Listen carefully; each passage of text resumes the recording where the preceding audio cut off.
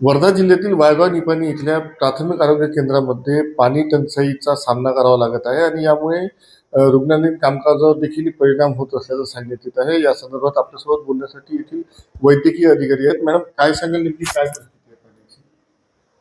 अ, सध्या उष्णतेची लाट बऱ्याच प्रमाणात आपल्या वर्धा जिल्ह्यामध्ये आहे.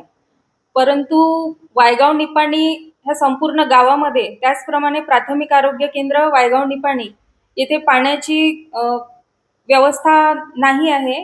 पुरेशी आपण करू शकलो नाही आहे सध्याच्या परिस्थितीपर्यंत.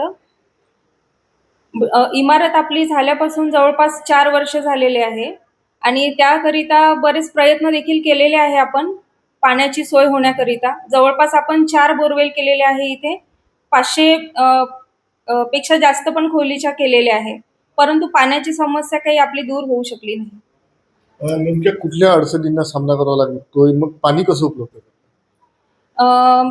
मुख्य अडचण म्हणजे सध्या इतके जास्त टेम्परेचर आहे की रुग्णांना प्यायला पुरेसे पाणी सुद्धा उपलब्ध होऊ शकत नाही. तर आम्ही स्वखर्चातून कॅन वगैरे मागवून पेशंटची तहान मिटविण्याचा प्रयत्न करत आहोत.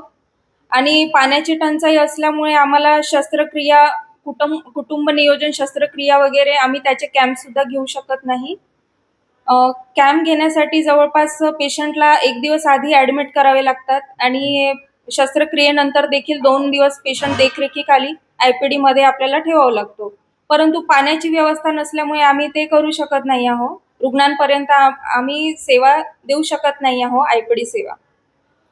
नक्कीच पाणी टंचाईचा परिणाम आरोग्य सेवेवर देखील होत आहे आणि या अनुषंगाने उपाययोजना करण्याची गरज निर्माण झालेली आहे.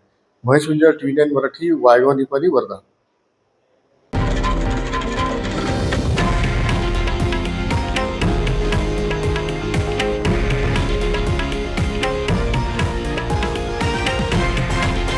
हे आहे देशातील नंबर 1 न्यूज नेटवर्क आणि आपण पाहत आहात TV9 मराठी, एकमेव.